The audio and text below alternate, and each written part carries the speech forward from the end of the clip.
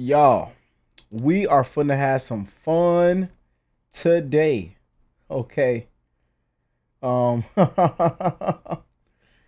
out to all the vets on the channel. And this video actually came from one of my favorite vets, man. Shout out to Jill, who's been messaging me back and forth and told me to just have fun with this one, man. The most realistic dogfight footage ever recorded. You know what I'm saying? And hopefully this doesn't get taken down, but let's have some fun today, man. And y'all can actually see this. And just got done watching Top Gun not long ago with Bubbles, and that was amazing, man. That was amazing. Checking out Top Gun. So, but we are finna get this puppy in the air, and let's check out this dog fight, y'all. Let's see what's going on, y'all. Let's have fun, man. If you're new to the channel, join the family. Hey, we have fun. We love each other. We care for one another. We're kind to one another, and we love all, man. We don't care what you look like, what you smell like, what your skin color is. You know what I'm saying? We love everybody, y'all. So let's have fun, y'all. Yeah. So one of the questions that you guys asked me to provide is, you know, what's the most dangerous situation I've ever been in the F-16? Well, you know, I think the more experience you get in any fighter platform or any airplane in general, the more you find that, you know, there's always going to be that day for a guy, right? And you just hope that that day doesn't come very often, if ever, right? For me, I had a critical fuel leak over the middle of the Pacific Ocean between Hawaii and Guam a couple years back, and had to actually divert into Wake Island. Departure Viper 3, 2 ship airborne on the flex west. Viper 3 now departure, I didn't say requested altitude. Thankfully, we had just letting you know, I'm not going to do no pausing, okay? We're going to just enjoy this one. And again, I want to send love to anybody that has ever served in the armed forces, and shout out to all the vets on the channel. Hey, baby, we would flip today, y'all. We would flip, man. Shout out to Flip, man. Let's go, baby. Tanker with us, so I was able to refuel and make sure that all that was good to go, and bring it down into the field. Viper 3 with the flash. Okay, good. 16.5. Viper 3 radar contact over the racetrack. That day, I had one wingman with me. He was actually my flight lead for the day, and I was the wingman. He backed me up in the checklist and the decision-making process, and we decided to turn it around and bring it into Wake Island, which is a planned divert for us, but one that guys do not go to very often. So we brought it back down and brought it down to that airfield, and everything was safe and good from that point on. Okay, good. Alright, so before everything overheats, I'll try and answer these questions best I can. So, when does the fatigue factor start setting in dogfighting or BFM? Really, the answer to that is immediately. So, Viper 3, contact nose control, channel 8. Viper, push 8. The answer to that really is, honestly, immediately. When you're doing knife fighting in the phone booth, you're getting in close, you can kind of see in the defensive fighting regime that I'm almost breathing more heavily and getting more flustered than if I'm offensive. You know, if you're in an offensive posture, all you need to do is look forward and really have a precise maneuvering to kill the adversary, right? So it's more cerebral than the tooth to nail posture of defensive BFM. But really, you know, any aircraft can go from an offensive to a defensive position in a heartbeat. So you've really got to be prepared for anything. So I'd say, you know, fatigue really sets in immediately, and you don't really get it back until you stop fighting and go to a different regime of flight or go back home. So, yeah. All right, starting the GX, 4 to 5 for the first 90, 5 to 7 for the second. 5 for 1's ready. For G1 in place 90 right now. Woo! Oh, my bad. I need to get that ad block, y'all. My bad now.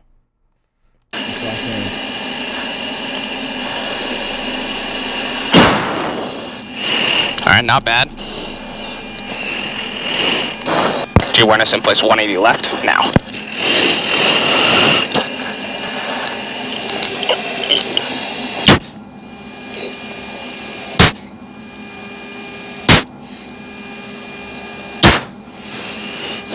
Alright, that worked alright. That worked alright. Altitude. In place 90, right? 1's good G. Good G. Flight floor 10,000, acknowledge. 1,000 feet.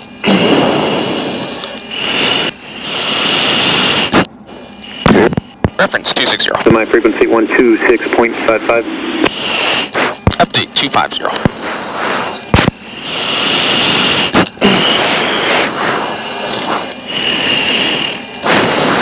Alright. So that looked like that worked okay.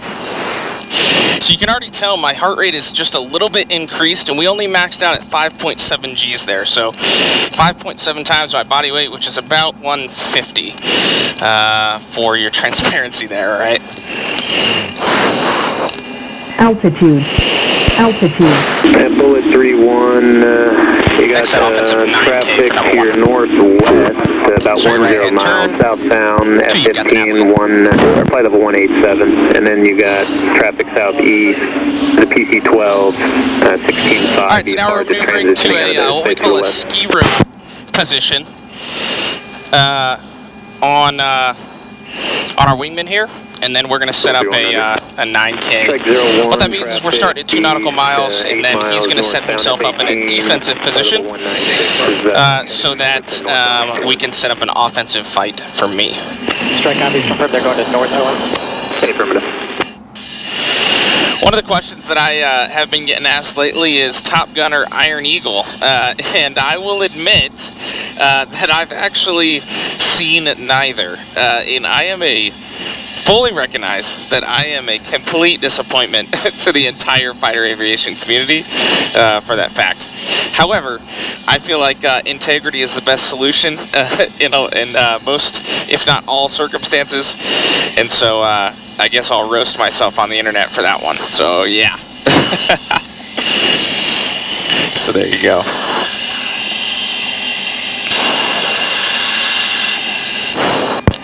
One's ready. 7.0 G limit. Check right.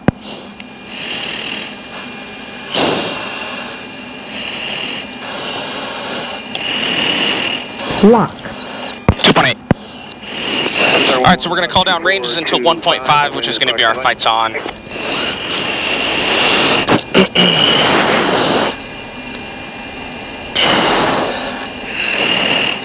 Sorry about that. Last aircraft call if you're stepped on again. Try that again. 2.5. 7G limit. That's probably the highest threat for me in over-G in the jet here with 2 external tanks. So we got to watch out for that. 2.0. 1.9. 1.8. 1.7. 1.6. This is so cool, bro. 0.5. Fights on. Looking for the turn circle entry. 05 Whiskey 546. Right about there.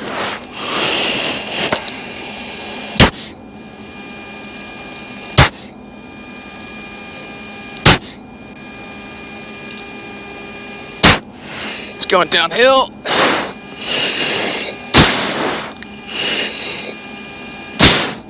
Wow. Altitude. Altitude. Wow, boy. They flying that bad boy.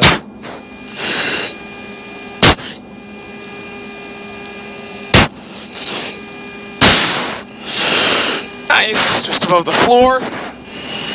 Maintain airspeed.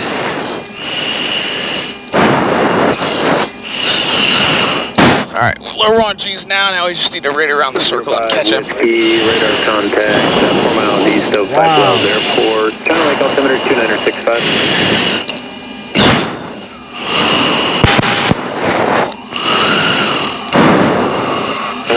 Contact Los Angeles 4.22.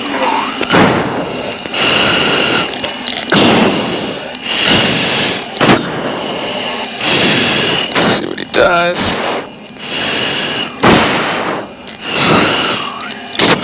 Lock. Okay, 1.0. You've heard about MIAT and our award-winning tech.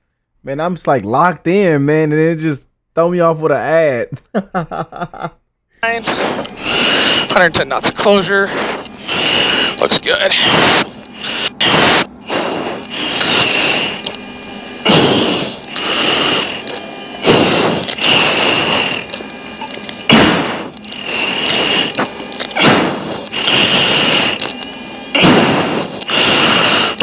Oh, he's right above the floor. Viper terminate, Viper 1 terminate. Viper 2 terminate. Fall off right. Next at defensive 6K for number 1. Alright, so you can see how my heart rate is slightly increased here. The G was high initially, maxing out at 6.3. Traffic. 4 west, Kentucky 10 south. 1.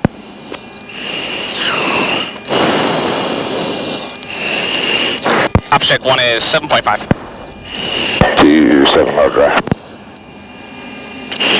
Alright, but these next ones, once we are at an unlimited G restriction, should be good to go for us to see that higher heart rate. We've got about 400 pounds to go.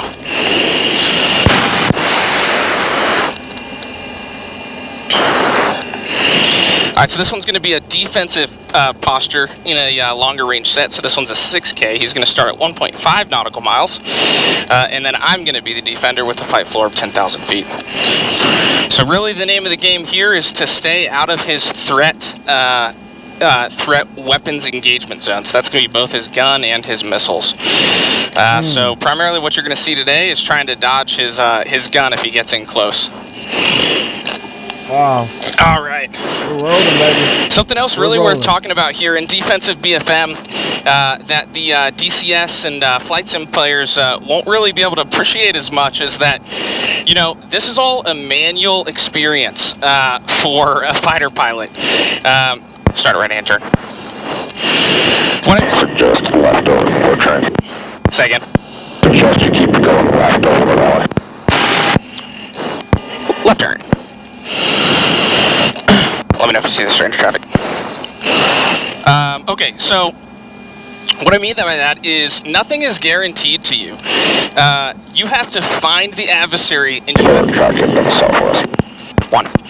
You've got to find him yourself, and you've got to maintain tally, doing everything that you can, contorting your body to use whatever visuals you have available in the cockpit to stay alive. So, fight to survive is really the name of the game in defensive BFM, and you're going to keep doing that until the adversary either hits the ground, runs out of gas, or your wingman saves you. So, there we go. Yeah. Name of the game, baby.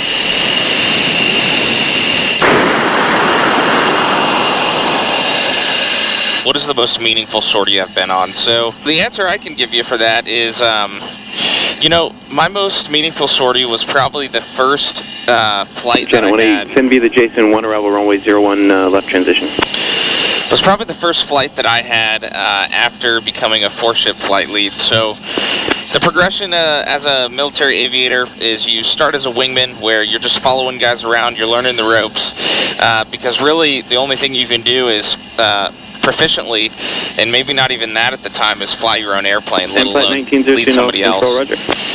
And so after about a year or so, depending on your performance, you know, as a wingman, you'll get put into something called the flight lead upgrade, which the duration of it varies depending on, once again, your performance, but after about a 6-month period, you'll become a 4-ship flight lead and certified to take another 3 F-16 aircraft with you into combat. So the first flight I had with a wingman, after being trusted to those proverbial keys, was an incredibly surreal experience.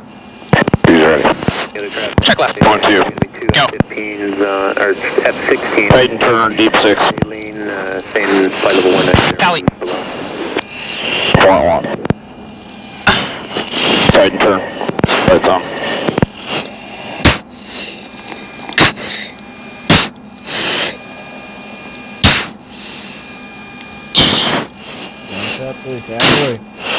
There you go. Altitude. Altitude. Wow. Uh-oh. Uh-oh. No lead. He's in lag. Now. AB, can I save it? Maybe not in a 2-bag. Oh, we saved it. Oh. Go Viper 10,000. Viper, knock it off. Viper 1, knock it off. Viper 2, knock it off.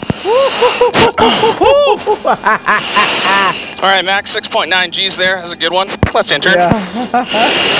Whew, okay, so you can really see now the effects of G's on the body. You're turning around, you're fighting. Yeah. Man. And especially in defensive BFM, you have no opportunity. Bro, my heart goes out to anybody that is a pilot, man. Especially in combat, man. I know that is just seeing this, man. It like gives me goosebumps, man. Like this is so cool, but it's like so like real. Y'all don't laugh at me, please don't laugh at me. I know I wasn't supposed to pause it, but man, this is actually insane, man. You know, just getting this little experience, man, of this footage. To relax. So yeah, I'm curious to see what my heart rate looks like and what the G's look like on that set. Next set, defensive 6K for number 1. Because it just goes to show, not only are you fighting to survive in your jet, but you're fighting to survive with your body as well. Your body as well, yeah. Wow. So there you go. Ops check 1 is 6.6.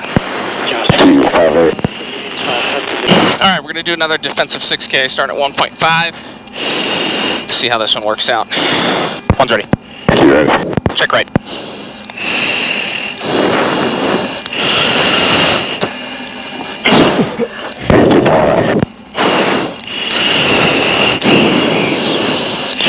He's turn 5, right? Yes, where is he? 4. Tally. 1.1. Oh, flight time. There you go, there you go. Insert circle entry on time. He's in lag. Okay. Altitude. Altitude. Jeez. Woo! Flip it, flip it. Ah! Oh no. He's gonna overshoot. Maybe. Go Viper 11,000. Viper, knock it off. Viper 1, knock it off. Viper 10, knock it off. On off left. Alright, well. That's what you get when you fly against one of the most experienced guys in operational test.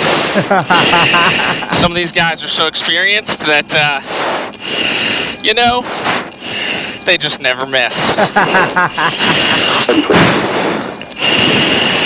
Unfortunately, I'm on the receiving end of that, so sometimes that's how it goes. But you know, being trained by the best and the most proficient is the only way we'd want to have it here. That's right. Yeah, so that's right.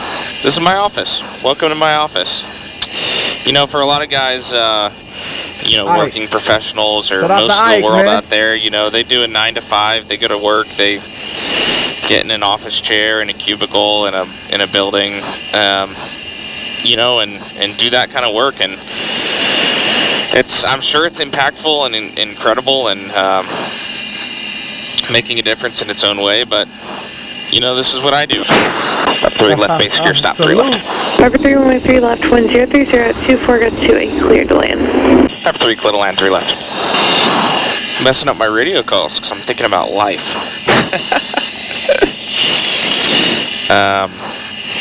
But yeah, I mean, it's not necessarily the right thing or the wrong thing, but it's good to have you guys out here flying with me because you know it's not just fun and games when you're flying a jet like this. You know, a lot of people see the cool airplane, cool flying, and think it's just us going up and having fun. But in reality, there's a lot of responsibility. There's a lot to do. There's a lot being asked of a typical fighter pilot in the Air Force. That it is a full-time job and a half a lot of the times. So yeah. I would say for every flight we do about, you know, can be up to, you know, 12 hours of mission planning the day prior, and then, you know, 3 hours to 4 hours for the brief prior to the flight. You fly for an hour and a half, and then you debrief for, you know, up to 4 hours or even more sometimes. So there's a lot going into a single sortie, which is the only portion that a lot of people see. Wow.